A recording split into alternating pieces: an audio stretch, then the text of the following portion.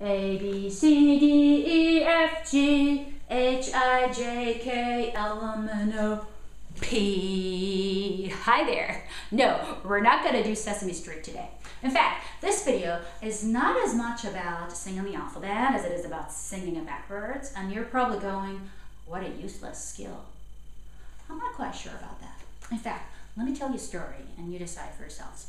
A couple years ago, I got pulled over by cops, and they walked to my car and asked me, ma'am, do you know why you got pulled over? And I had no idea. I said, officer, I don't know. I wasn't really speeding. Why did you stop me? And they said, well, ma'am, you were getting in and out of your lane a lot, and we're thinking you're drunk. And I said, no, officer, I was just listening to music and having a good time and dancing. I know I wasn't supposed to do that. I'm really sorry. Will you please let me go? And they said, ma'am, where are you coming from? They were looking at my clothes. And I said, I just got back from a party. And I said, bingo, you're drunk. How many drinks did you have? I said, none. I rarely drink, which is true, by the way. And even if I do drink, I make sure to have a designated driver. But they wouldn't want to believe me. And they said, ma'am, this is all nice and neat what you're saying, but we really need to test you. So step out of your car, please, and listen to our instructions. I don't know if you know about these tests, but it's called a field sobriety test. They ask you to walk on a straight line, and then you turn around and walk back towards them. But you have to really listen to their instructions, because you might make a mistake just by being nervous. So I don't really believe in the accuracy of these tests. Another thing that I ask you is to put your feet together and close your eyes and touch your nose with the tip of your index finger. And a lot of people make mistakes just out of being nervous. And if they're still not satisfied with the results and they're not quite sure if you're drunk, they might do a breath test with a device. It's a portable handheld device called breathalyzer. Because sometimes you might have drunk something that doesn't smell and leave an odor in your mouth, like vodka, leaves you breathless, takes your breath away. Remember Smirnoff on the billboard?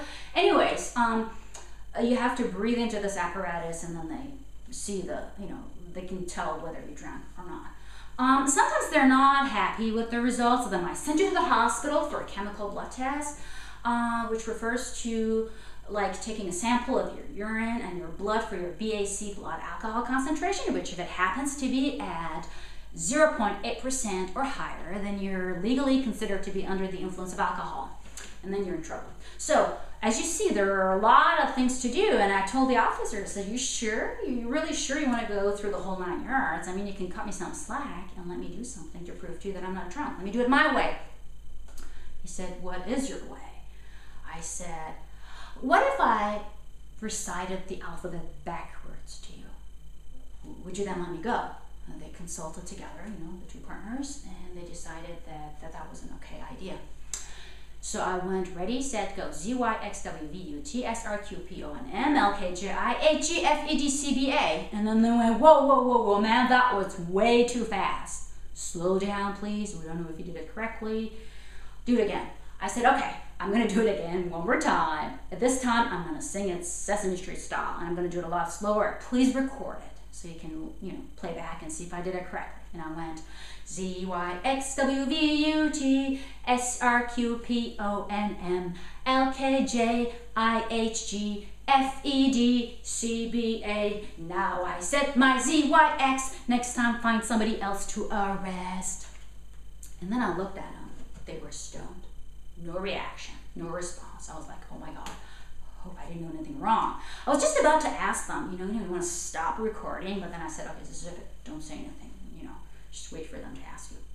And then there was suddenly this sudden burst of laughter. I mean, one cop was rolling on the floor while the other one was laughing his ass off. And the one who was rolling on the floor was no longer able to speak, but the one who was laughing his ass off still had his mouth. Although at one point I heard something drop. I think it was his jaw, because he was in awe. Anyway, he still managed to ask me this one question.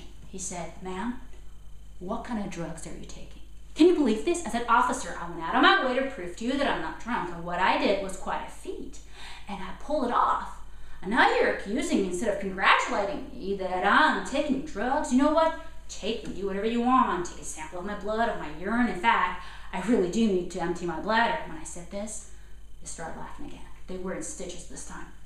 And then they were like staring at me like I'm some kind of an alien. And I said, so what's gonna happen? Where does that leave me? He said, ma'am, don't worry, I think you're sober.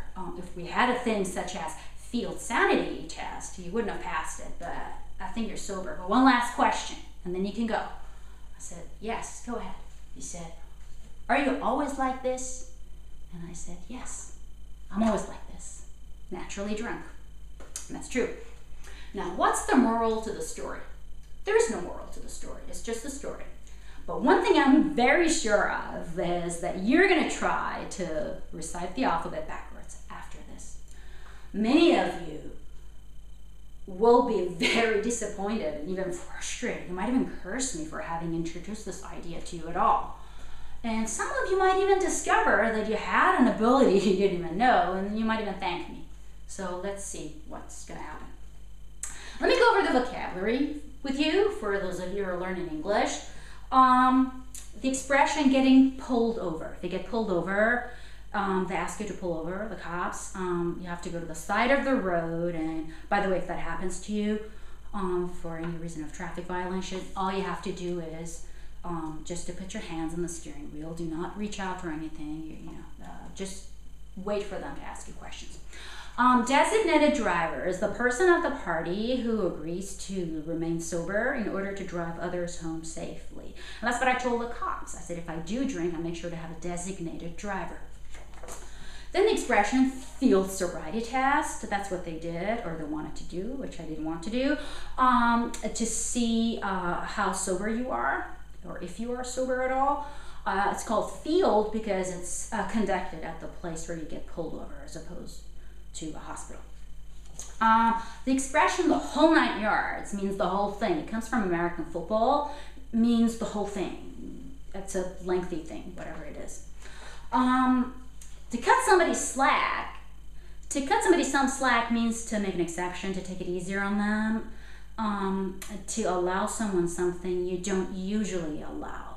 In that case, I wanted them to allow me to recite the alphabet backwards instead of doing the field sobriety test. A feat is an incredible skill, is something you do very well, which refers to, in this case, I told them what I did was an incredible feat, which means reciting the alphabet backwards.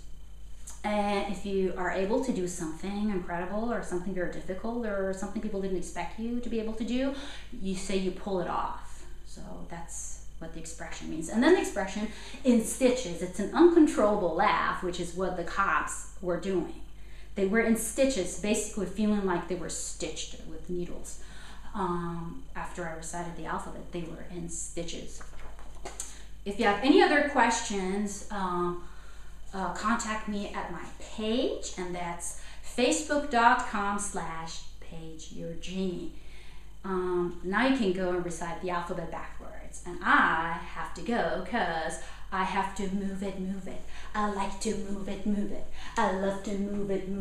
You like to move it. And no, I'm not drunk. I'm always like this.